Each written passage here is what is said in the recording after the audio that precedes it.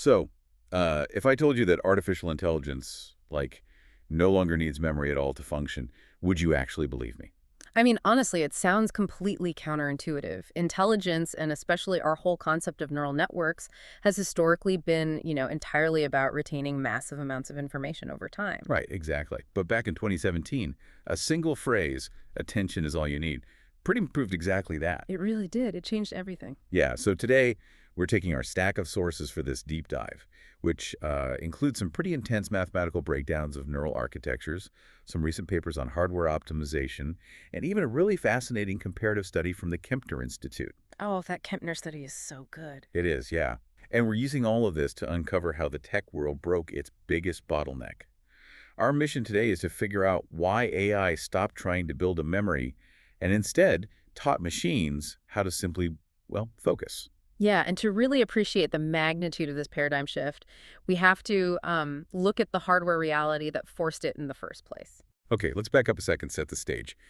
Where were we before this happened? Right. So we all know the older generations of language processing, right? Recurrent neural networks, or RNNs. The ones that had to process a sentence one single word at a time. Exactly. They'd process a word, update a hidden state, and move to the next. But by the time they reached, like, paragraph 3, the mathematical signal from paragraph 1 had totally decayed into noise. Oh, right. The vanishing gradient problem. Yeah. And researchers obviously tried to patch that amnesia with LSTM's long short-term memory models. Right, those were huge for a while. They were. They added this mathematical conveyor belt that actively decided what to carry forward and what to just drop. And I mean, it worked okay for early translation tools, but looking through our sources, the underlying architecture still harbored a fatal flaw. Because it's still fundamentally sequential, right? Exactly. That sequential dependency was a wall we just couldn't climb over. You mathematically cannot calculate the hidden state for word 5 until the state for word 4 is completely 100% finalized. It's like, okay, the analogy from our notes is perfect here. It's like waiting in line for bubble tea. Oh, yeah, I love that one. Like, if the person in front of you hasn't ordered, you literally can't move. You're just stuck there. It's a slow work yields fine products kind of approach.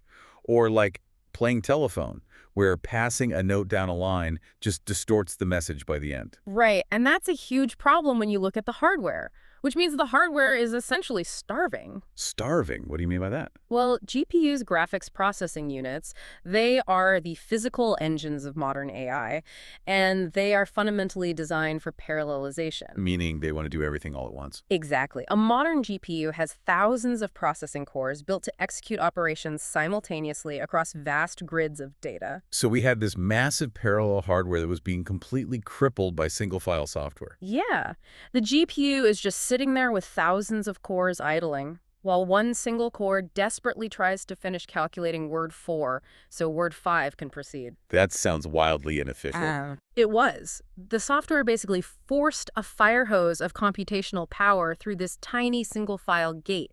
So if we wanted to scale AI, we couldn't just, build a better sequential memory. We had to destroy the sequence entirely. Okay, so if the single-file line is the bottleneck, the obvious solution is to just dump the line, Yeah. right? Break the sequence and process every word at once. And that, right there, is the core idea of the transformer architecture. The researchers just scrapped the whole concept of sequential recurrence. Just tossed it out. Totally.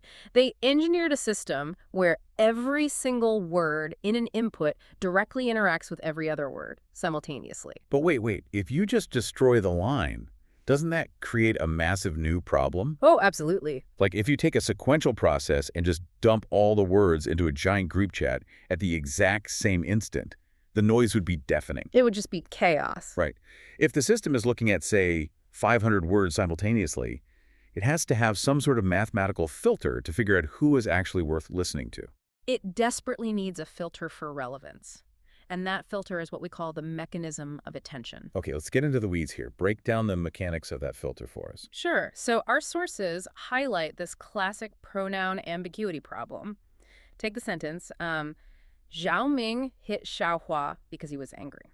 Okay. As humans, we naturally infer that he is Xiao Ming because, well, People who hit are usually the angry ones. Right, we have context.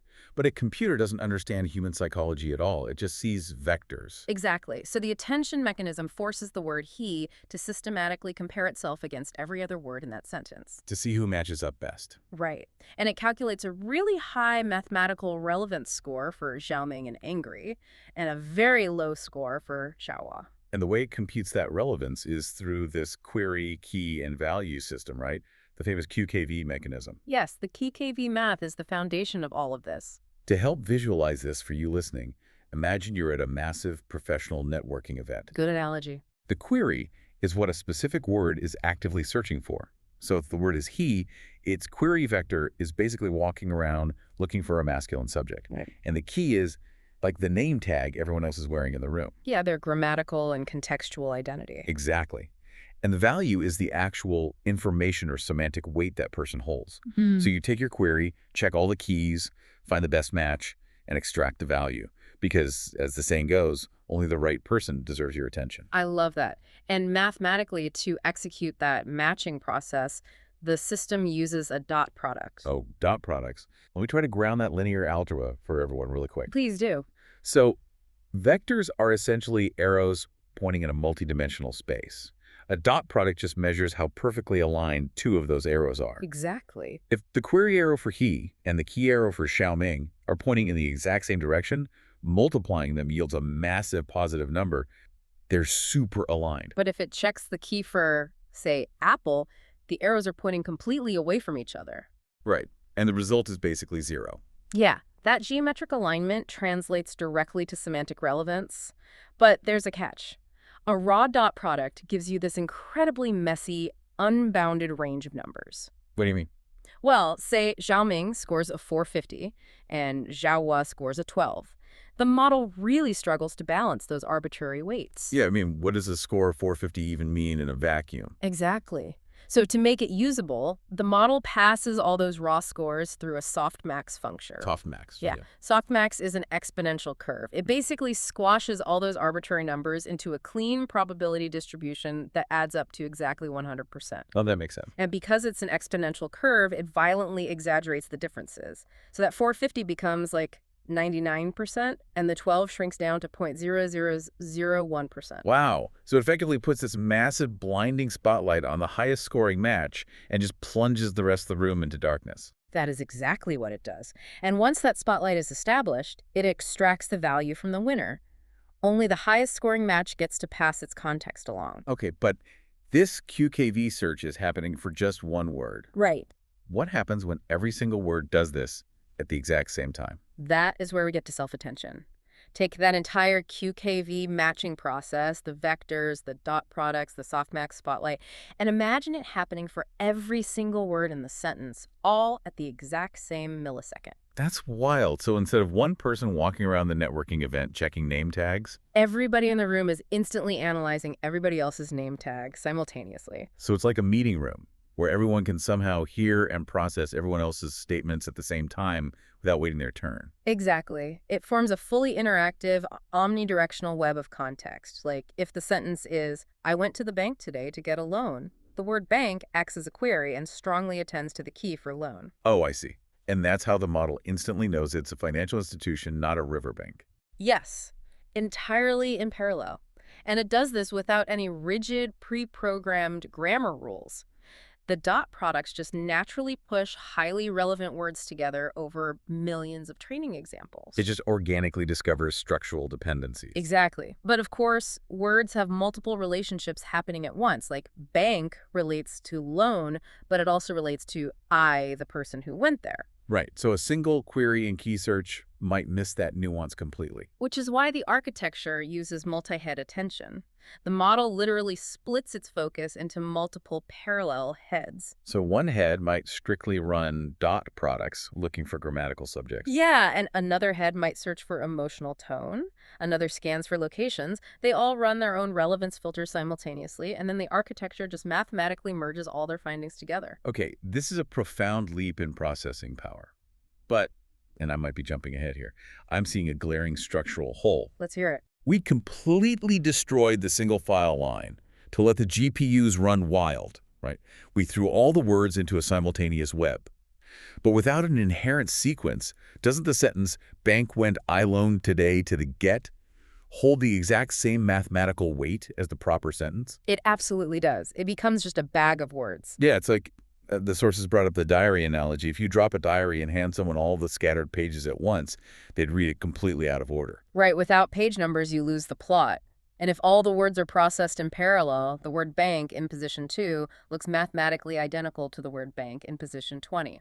So how do they fix that? The architecture must have a way to inject page numbers back into the math before the attention mechanism even starts. It does, and that's the fourth pillar of the simplified structure, positional encoding. Positional encoding, okay. The researchers used mathematical continuous wave functions, specifically a combination of sine and cosine waves operating at different frequencies. Oh, wow. Okay, think of it like a clock with multiple hands. Oh, that's a great way to put it. Like the second hand spins incredibly fast, the minute hand moves slower, the hour hand slower still. But if you look at the combination of all those hands, you know exactly what time it is, down to the second. The positional encoding vectors work exactly the same way. The specific combination of those wave frequencies gives a unique mathematical timestamp for every single position in a sequence, from word 0 to word 10,000. Wait, so they literally splice this timestamp directly into the word itself? They add that positional vector directly to the word's original embedding vector. So when the word bank actually enters the multi-head attention mechanism, its shape has physically been altered by its position. That is brilliant. So parallel processing destroyed the order, but positional encoding secretly smuggles it back in through geometry. Exactly.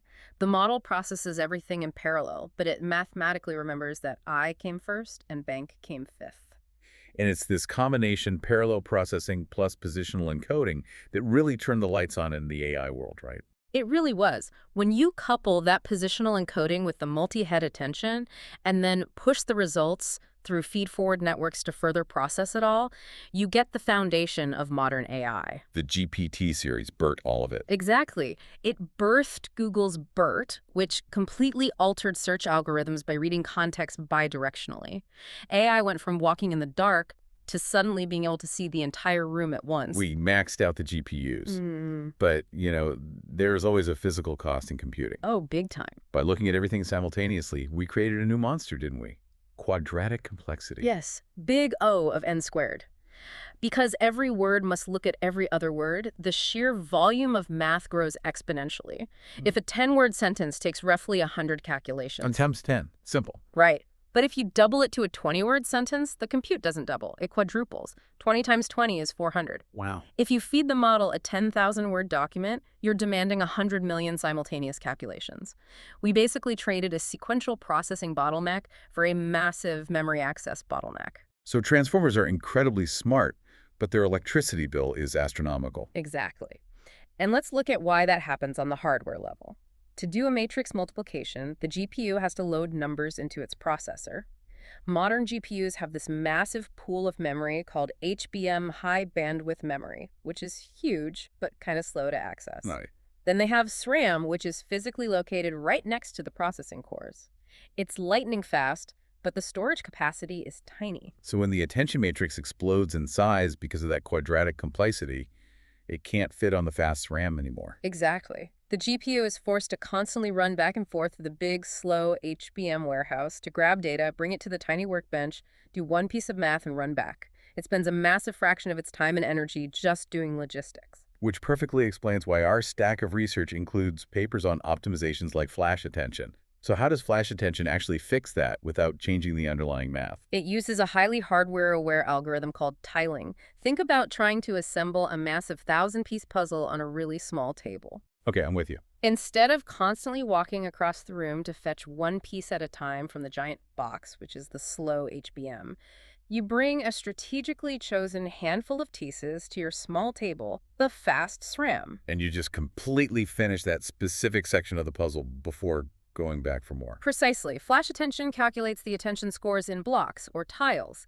It processes a chunk completely in the ultra-fast SRAM, computes the softmax spotlight, and updates the output before it ever moves to the next block. That's incredibly smart. So it slashes the memory usage and speeds things up, all while computing the exact same mathematical attention.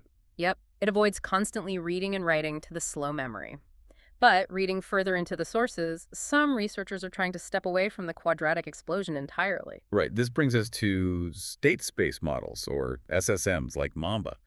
Are they just another hardware trick? No, SSMs are actually a profound philosophical pivot. They completely abandon the simultaneous omnidirectional self-attention to return to the idea of a fixed memory state. Wait, going back to sequential memory, doesn't that just recreate the exact bottleneck we just spent this whole deep dive dismantling? Well, they use highly optimized parallel scans that let them process the sequence very efficiently on modern GPUs. But the key difference is how they handle the information itself. Okay, how so? Instead of holding every passed word in perfect, uncompressed clarity like a transformer does, an SSM continuously compresses the context into a latent state. And that state doesn't grow in size as the text gets longer. Oh, I instantly see the appeal there. Yeah. If the memory footprint is fixed, you could theoretically feed it millions of words like entire genomic sequences or hours of audio without melting the GPU. You can, but, and this is a big but, the Kempner Institute paper we reviewed titled Repeat After Me exposes the critical trade-off of that compression. Right, the copying tasks. Exactly. They rigorously tested these architectures by feeding the model a massive block of complex data and then prompting it to precisely repeat a specific sequence from the middle of that block. It's like if I compress a 500-page novel into a 2-page summary. I can easily tell you the main character's overall emotional arc. But if you ask me to flawlessly recite the third paragraph of page 142, I'm going to fail. Because the high-resolution data was sacrificed for the compression. Right. And that is exactly what happens to the SSMs. A transformer, armed with direct self-attention, maintains an uncompressed photographic map of the entire sequence. When asked to retrieve data, it just points its query vector at the exact mathematical tokens in the past and copies them flawlessly. But because Maba compressed all those tokens into a single summary, it completely fails the exact copying task. It requires exponentially more training data just to figure out how to attempt the task, and even then it struggles. Its architecture is actively fighting the goal because it was designed to compress and discard, not preserve and retrieve. So for anyone listening who is maybe transitioning into the AI field or just learning the ropes, here's a crucial piece of advice. Don't get bogged down in all the complex formulas. If you want broad summarization over infinite lengths, SSMs are incredibly efficient. But for tasks requiring deep, precise comprehension and perfect recall, the brute force of a transformer remains the gold standard. Absolutely. So let's distill this whole revolution into 3 foundational pillars to take away.